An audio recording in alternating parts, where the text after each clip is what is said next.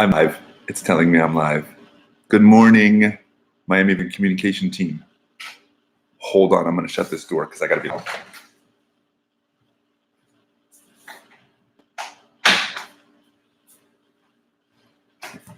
Okay, good morning, Neebs. Welcome, everyone.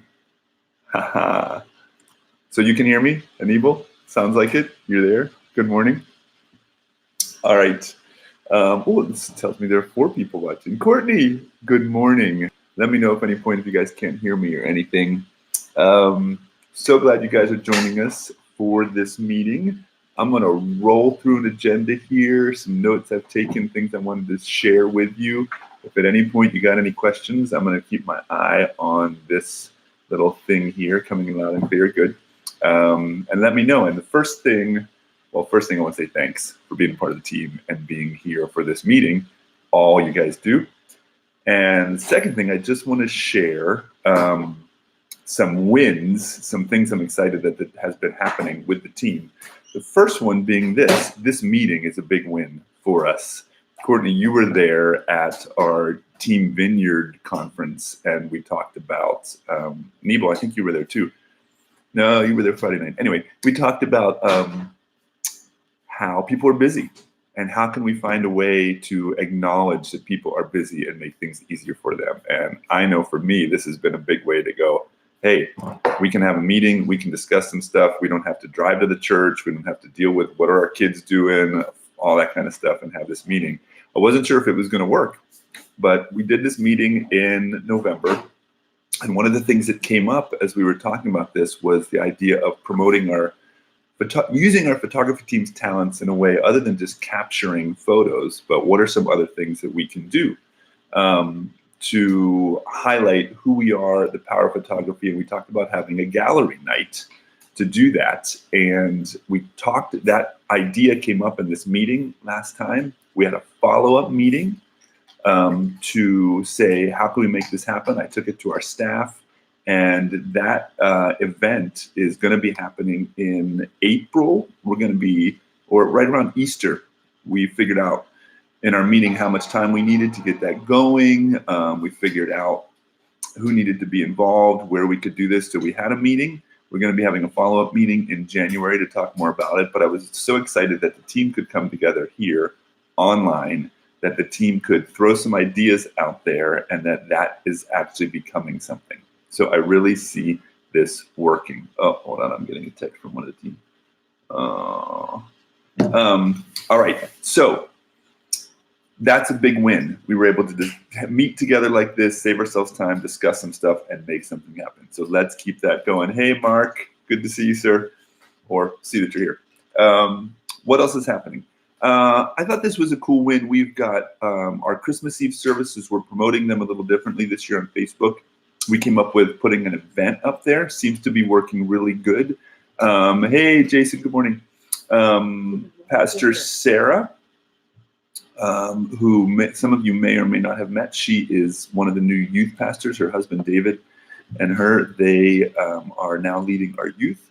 And she had this idea of doing these events. Seems to be working really well. And I actually started boosting that event through Facebook paid marketing to a couple different markets. It's been interesting. We're actually doing some up here, a little bit more marketing and testing out some different markets. And it's been a really cool thing. I'm looking forward to sharing with you guys how that is going in the future. Oh, and if you're on Facebook and you haven't gone and checked in with those events and at least said you're considering attending, whether or not you're going to attend, if you are attending, great, say you're going to be there, or considering, that helps to get the word out organically to your people as well. So that is cool.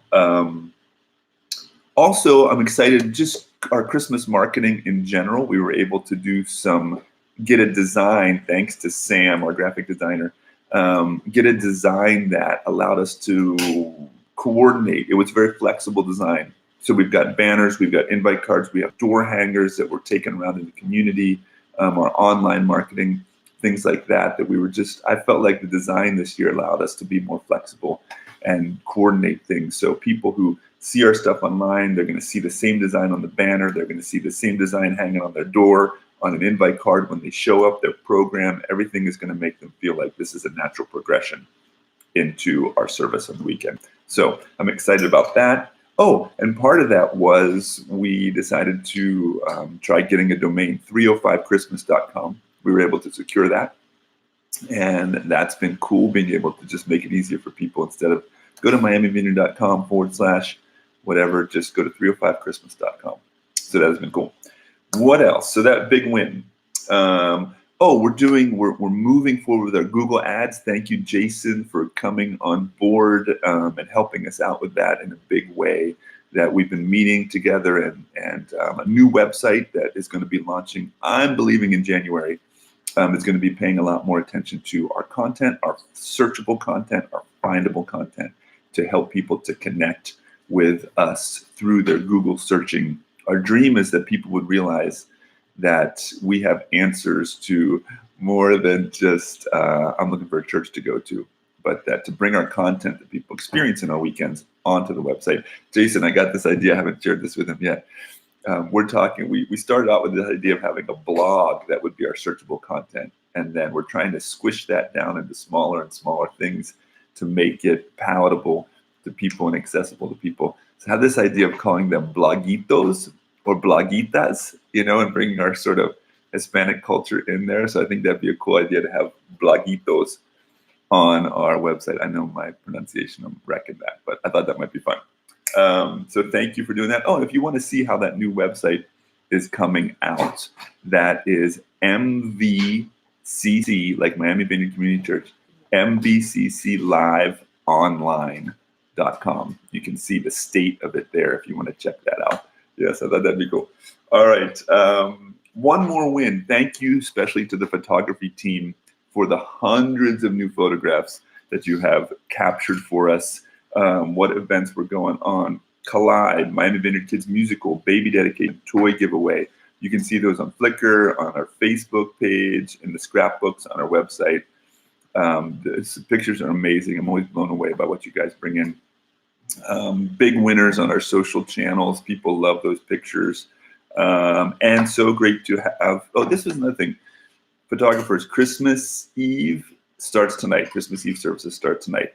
We've got tonight at 6:15, tomorrow 10, 11:30, and 1, normal weekend times. This isn't our weekend service. These are our Christmas Eve services. And also Tuesday night, 5:30, 7, and 11. If you can come, capture some pictures. Having pictures from y'all from last year's Christmas Eve services has been so helpful for promoting this year's Christmas Eve services. So I really appreciate that. You guys, everybody can see you in the reflection of the board. So I appreciate you trying to hide back there. My children are here. This is our classroom. I was see our board back there. You were going to see this. So this is awesome, right? Having the team here. So if you can be there, any of the services, gather some Christmas pictures. That would be super helpful for us. Excellent, Courtney. Thank you so much for being there. It's really exciting to get those. All right. So a lot of wins, thanks to y'all. Let me give you just a little upcoming events I was going to mention. Thank you, Lee. Christmas Eve services. Please do invite your friends. Go on that Facebook page if you're on Facebook. Let people know you're coming. Be there. Take some pictures. Would be awesome. Oh, and one more thing. You've heard us talk about Team Vineyard. If you can park across the street to the south of the church. There's parking across the street. It's really helpful for us as new people come in and they're looking for spots, especially when you're serving, even when you're not serving. If you can do that, just as a member of Team Vineyard, if you can make that commitment to help us to park on the other side of the street. And that first row there, some of you park there, there's a first row. That row fills up with people too. A lot of the staff and team members will park even farther back. There's a row. I know it's a walk. I know it's going to be rain. I know it's going to be yucky. But follow the signs to volunteer parking. If you can do that, that is a huge help for us. All right. And one more event coming up in January. On January 5, we have G1. That's the first class in our game plan series. G1, G2, G3, great classes just for you to get more of a feel. This is what the church is about. This is what we do. You guys, you're invested. You're watching me on a Saturday morning, part of a team meeting. But if you haven't gone through those classes, it's good. I go through them periodically, set in on G1. recently. So something you can do there. All right, just a couple more things here. I'm going to ask my assistant, Leaf. I left my Bible outside on the back porch. I'm going to talk a little bit out there. Could you grab it for me? Thank you. Staff update for you. 2 things to let you know about with the Miami Vineyard staff. One, Emily Rivero, who was a part of our team. Hey, Ruth, good morning. Emily Rivero, who was a part of our staff team, helping out not only in the youth, but also on our team. She was doing video editing for me part-time. She is no longer a part of the staff. She started back at FIU full-time, and it was just a lot for her to stay on top of working and schooling. So we blessed her, and she is no longer doing that with us.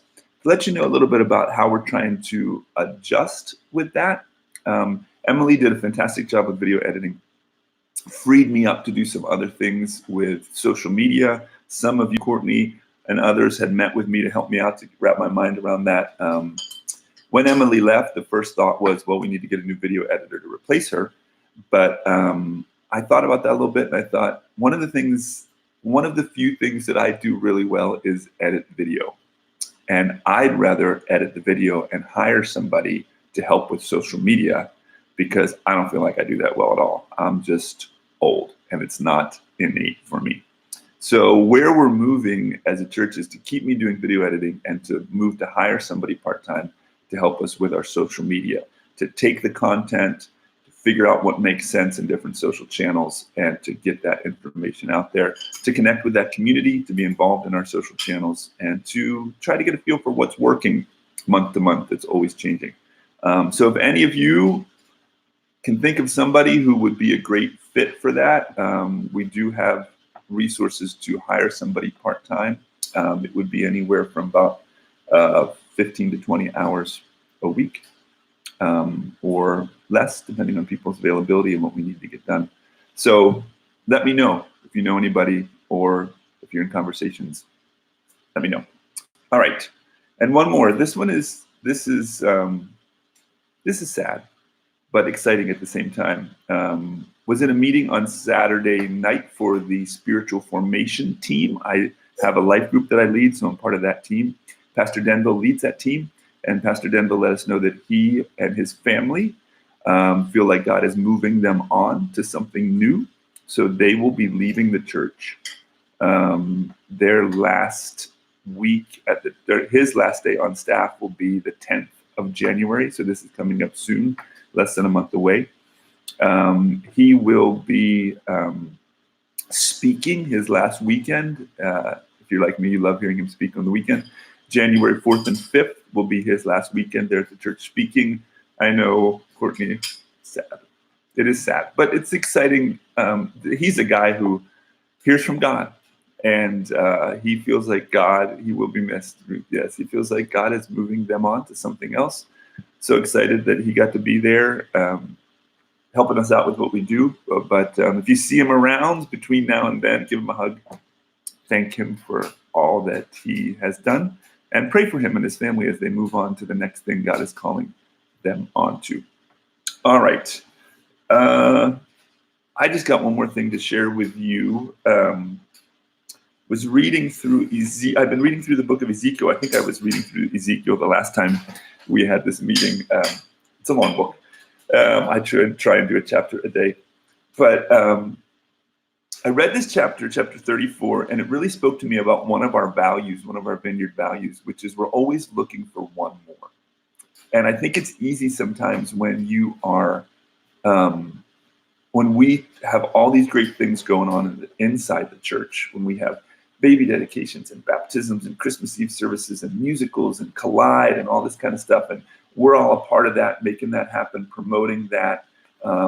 When like Nebo, like all you do with daily Bible readings, and Patrick, what you do with that, there's so much stuff, good stuff going on inside the church, and so many great stories and so many cool things that sometimes it's easy to forget that there are people outside the church who don't know that all that good stuff is going on, and who aren't experiencing all the great stuff that God is doing in our community as part of the church.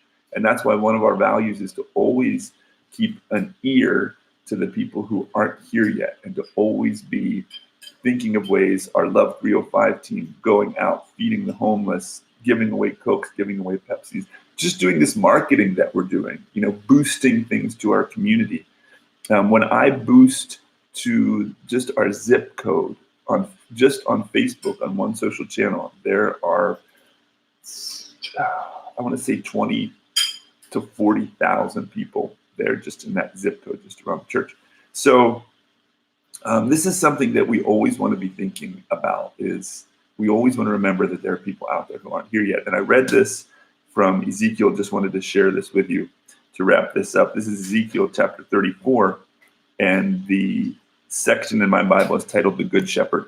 It says this: "For this is what the sovereign Lord says, I myself will search and find my sheep. I will be like a shepherd looking for his scattered flock. I will find my sheep and rescue them from all the places they were scattered." Sorry, Anibal, it's 34, verse 11. Starting in verse 11. "For this is what the sovereign Lord says, I myself will search and find my sheep. I will be like a shepherd looking for his scattered flock. I will find my sheep and rescue them from all the places where they were scattered on that dark and cloudy day. I will bring them back home to their own land of Israel from among the peoples and nations. I will feed them on the mountains of Israel and by the rivers and in all the places where people live. Yes, I will give them good pasture land on the high hills of Israel. There they will lie down in pleasant places and feed in the lush pastures of the hills.